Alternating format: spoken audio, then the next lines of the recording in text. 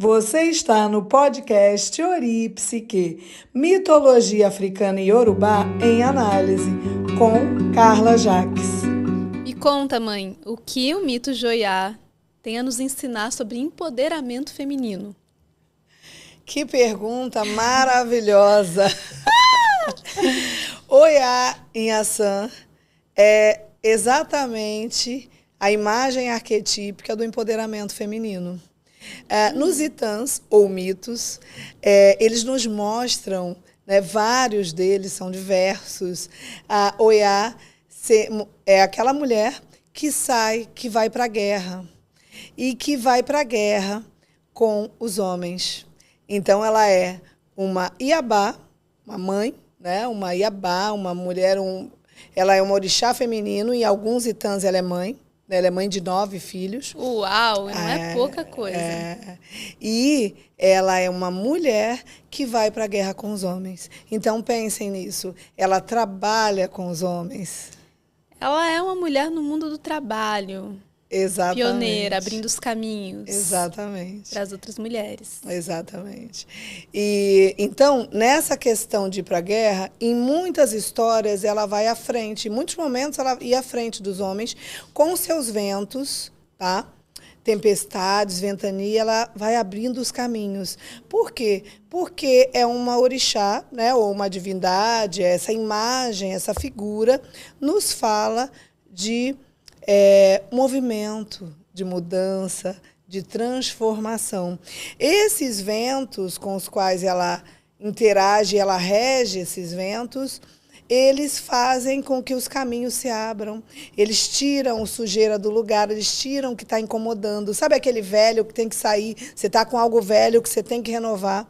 Então, a mensagem é que com esses ventos você vai tirando aquilo do seu caminho. Você vai abrindo para poder renovar. Muitas vezes você tem que destruir, né, para construir. O que tu acha? Então, Oiá é o vento. Não só. Não só. Essa é uma dos atributos, é um dos atributos dela, uma das possibilidades, né? Ela é ligada aos ventos, à tempestade, né? Então, falando especificamente um pouquinho mais dessa questão do vento, tanto uma ventania quanto uma brisa suave tem a ver com ela. Então, a gente pode pensar, do ponto de vista da psique, que em momento em que nós temos que utilizar nossos pensamentos, né? A questão do pensar, dá para criar uma estratégia de guerra, né? Pensando em guerra enquanto atividade, enquanto atributo, enquanto ação, enquanto projeto, né? Nesse sentido, a gente usa o pensamento. E aí tem hora que a gente precisa, né, movimentar esses pensamentos de uma forma muito intensa. Tem hora que a gente precisa se livrar de alguns, tirar o que a gente tem que fazer no projeto. Isso eu escolho, isso eu quero, isso aqui não vai, tal. Tudo isso tem a ver com essa referência, né, dessa imagem de Oiá. Você poder pensar, você poder realizar projetos, você ter uma ação. É um orixá muito ligado à ação no mundo, né? Abre caminhos com esses ventos e tem uma ação, uma atuação. E tem a espada, porque ela está indo para a guerra, né? E com essa espada corta-se o que não está legal, né? Tira-se o que não é interessante da vida e foca-se no objetivo. Então, tem muito a ver essa imagem para nós, mulheres, com a capacidade de realização de objetivos, de metas, e levando o poder feminino. Então, vejam, não há uma dicotomia, uma separação, nesse caso, entre você ser feminina e você estar à frente e você trabalhar. Não, está tudo junto. Eu acho isso muito legal na minha viagem, assim. Por quê? Porque um lado da nossa cultura vinha dizendo, porque a mulher fica em casa, tal. Claro, ela pode ficar em casa.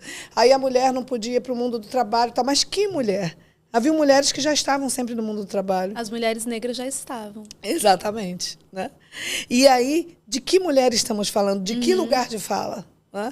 Então, vejam, e o mais profundo, que eu nem sei se eu consigo expressar, porque é uma sensação, é que no nosso referencial cultural, nós já tínhamos trazidos pelos povos africanos, né? Essa referência de uma mulher potente no sentido de que as outras também, mas nessa potência do agir na cultura pública, no privado, poder estar na esfera privada dentro de casa e também poder estar na rua. Isso já havia. Então, é uma imagem, é um orixá de corpo presente. O corpo não foi cindido, não há uma repressão. Não há uma repressão sexual, não há uma repressão do corpo. Esse corpo foi trabalhado, ele é utilizado para ir à frente, para ir à guerra, para liderar homens em combates, muitas vezes para estar junto, e essa questão do coletivo. Então, eu até me arrepio, assim. Faz sentido pensar que, de forma geral, na cultura, lógico que quando a gente fala assim, né, cultura africana, são muitas Áfricas, né? É africano e Yorubá, né, que nós estamos falando. Quando a gente pensa nessa cultura, faz sentido entender que o corpo ele não está separado da mente, né? Exatamente. Não há essa cisão. Essa cisão é produzida num diálogo e numa cultura europeia, onde você tem que reprimir o corpo separadamente. Aqui, e com o Oiá em Assã, é uma psicologia de corpo presente. Não houve uma cisão. Esse corpo, ele é latente, mas não é mais só latente. Ele é pulsante, ele é potente, ele não está mais só adormecido, não, ele está acordado, né? Ele já se encontra acordado. É diferente. Junto com a psique. E aí é uma quebra de paradigma para algumas pessoas. Para mim, não, mas para alguns de nós, porque eu já venho nessa vibe, né? Por quê? Porque a ideia de que a gente tem repressão sexual, tal. Não. Aqui, nesse caso, essa mulher, ela não tem essa repressão sexual, né? Ela é inteira, em todas as áreas da sua vida. E ela escolhe quem serão seus parceiros, quem serão suas trocas, o que ela quer aprender. Ela cria um projeto e escolhe, né? E em Assã tem toda uma história, tem várias histórias, que depois a gente vai trazer aqui, que são muitas. Então, temos tempo aí, pano para manga, né? Mas pensando agora, nesse primeiro momento, na figura, quais são assim, as palavras-chave, né, que ela nos traz? Eu acho que independência, esse poder feminino, a questão de transitar no coletivo e na autonomia ao mesmo tempo. Desafiador. Vocês já pensaram nisso? Porque há uma tendência nossa em, de repente, dividir. Ou você tem autonomia e tal, ou você está com grupo, né? Então, porque se tem autonomia, você fica egoísta, às vezes, as pessoas, né, acham isso. Se está com grupo, você perde sua autonomia. Não.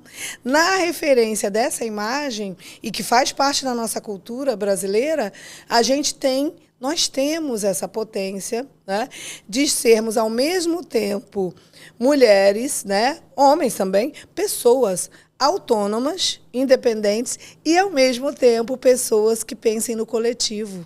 Essa é a ideia. É uma integração, não precisa haver uma cisão.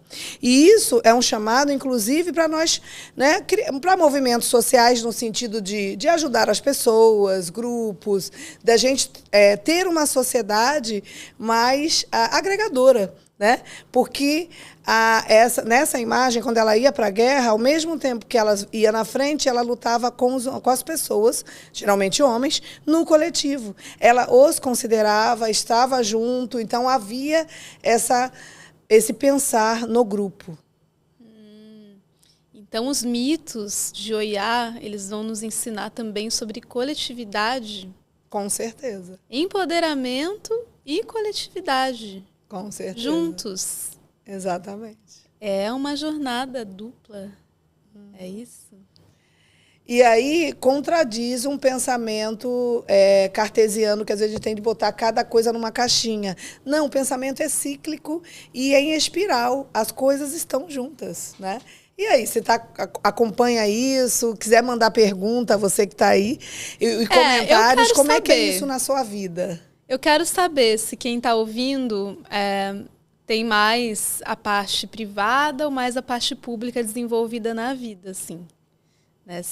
Ou são momentos também. Eu já tive um momento na minha vida que eu estava muito mais saindo assim, para essa luta coletiva, né? Já tive mais esse momento. Aí, de uns anos para cá, eu estou no outro momento. Eu estou num momento mais para dentro, né? Um momento mais introvertido, assim. E isso vai se alternando, né? E essa alternância também é um movimento dos ventos. Exatamente, exatamente. Mas de vez em quando vem um trovão, né? Um raio, e aí muda abruptamente.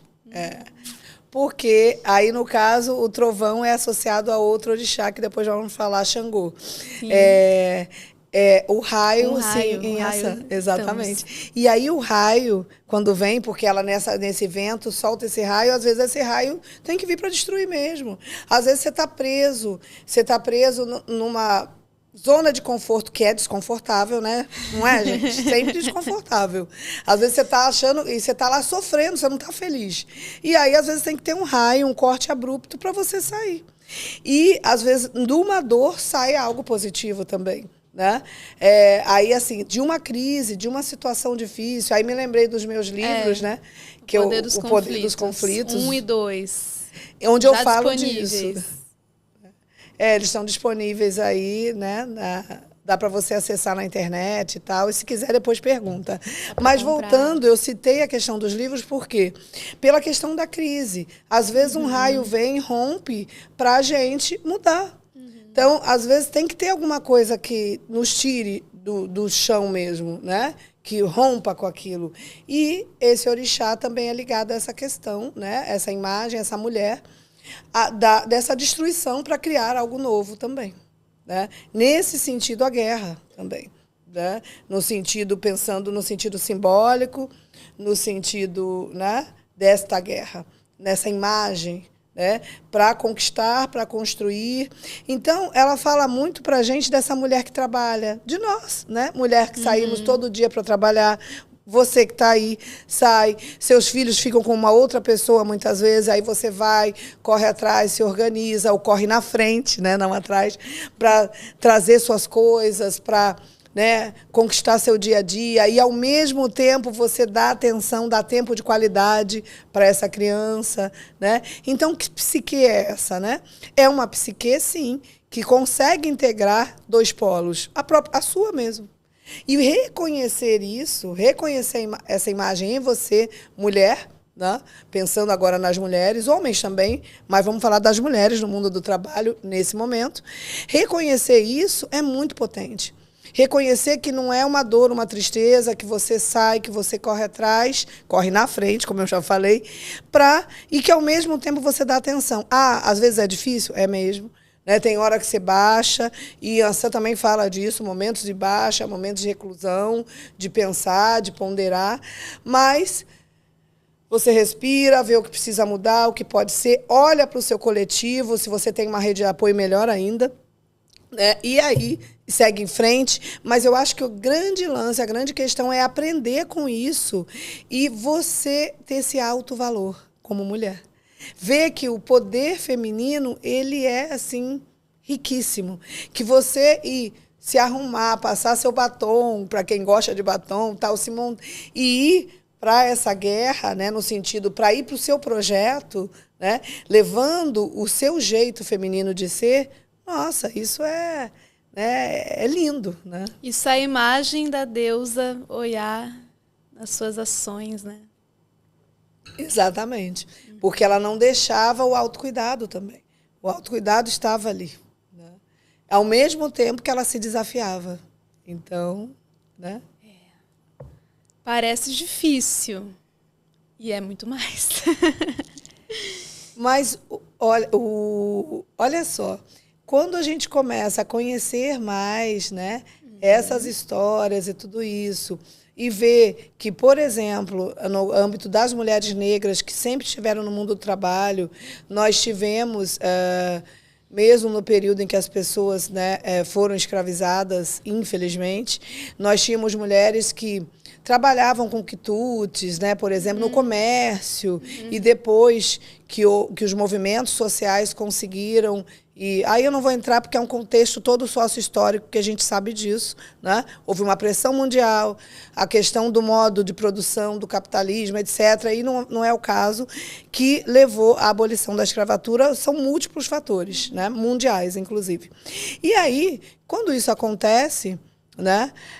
Essas mulheres, elas iam aí, elas já estavam na rua e já estavam em casa também, né? Então, elas já estavam usando essa potência de Inhaçã, né? De Oiá Inhaçã, no sentido de transitar nesses dois mundos, né? No mundo privado, dentro de casa, e no mundo público, lá na rua.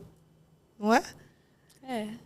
E se a gente for olhar, lembre das suas avós, das suas mães, né? De pessoas que vocês com certeza conhecem pessoas assim, não é?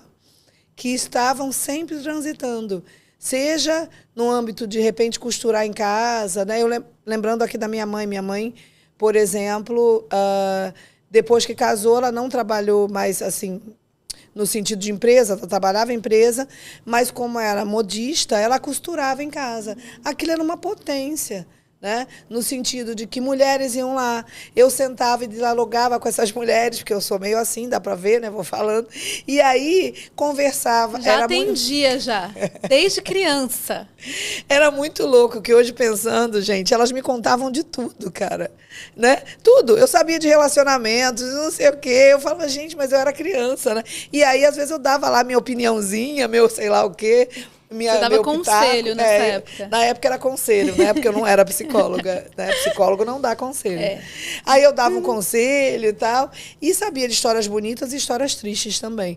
Mas eu quero dizer a potência de ouvir aquelas mulheres, da minha mãe estar ali criando as roupas para ela, porque ela fazia ali sobre encomenda, delas conversarem. Então, isso sempre houve na nossa cultura. E despertar para isso e reconhecer também esse saber ancestral que nos empodera. Hoje as pessoas falam de empoderamento, né? Já de uns anos para cá, mas o empoderamento sempre teve ali, né? Olhando para essa referência, nós temos essa referência de Oiá Inhaçã, onde o empoderamento nunca deixou de existir. Não é uma coisa nova. Muito bonito. E a gente se sente até mais animada, né? Não é? Eu fico ouvindo você falar, dá até vontade de trabalhar, não dá não? Dá mesmo, não dá? É isso aí. É porque o mundo do trabalho, sim, ele tem seus problemas que nós sabemos, mas ele tem os seus ganhos, né? E ele tem essa capacidade que o ser humano tem, teleológica, de se projetar. Quando o trabalho tem significado, gente, você se imagina lá, o ser humano tem essa capacidade, né? Diferente de uma abelha, que é muito importante, é óbvio, mas que ela tem ali um instinto, nós temos instinto também, mas ela tem mais o instinto e ela reproduz aquele modo de vida, né? Ela usa o instinto. Nós usamos o instinto, mas usamos a capacidade reflexiva, a criação, a construção. Essa abstração. E que tem muito a ver com Inhaçã, né? Essa capacidade do criar, do construir, do ressignificar coisas, né? Olhar para as coisas de outro jeito. E aí, no mundo do trabalho, quando o trabalho faz sentido para nós, nós podemos também reconhecer isso e vermos a nossa potência mesmo, né? Quem nós somos, e celebrarmos, né? O que nós fazemos na vida. Eu acho que isso né, trabalhar feliz, né? Ou buscar espaços, nem sempre é possível, mas quando é possível e quando nós conseguimos, naquele espaço, momentos de reconhecimento pessoal mesmo, né? Às vezes a gente não tem do outro, mas a gente você ter de você mesma traz um outro significado, não é? Sim, com certeza. Porque às vezes a gente espera fora, né? O locus de aprovação fora. E às vezes a gente não tem fora. Então a gente tem que olhar para isso. E isso Oiá Inhaçã nos ensina. Você mesmo se aprovar, você mesmo se rebelar, você mesmo combater o bom combate e você mesma se cuidar. Muitas vezes é a gente que tem que se cuidar. Eu acho que é mais alguma coisa, Ananda. Tem muita coisa, mas para fecharmos pensando nessa imagem... Bom, depois dessa é só agir, só partir para ação. Vamos lá? Vamos lá. É isso, gente.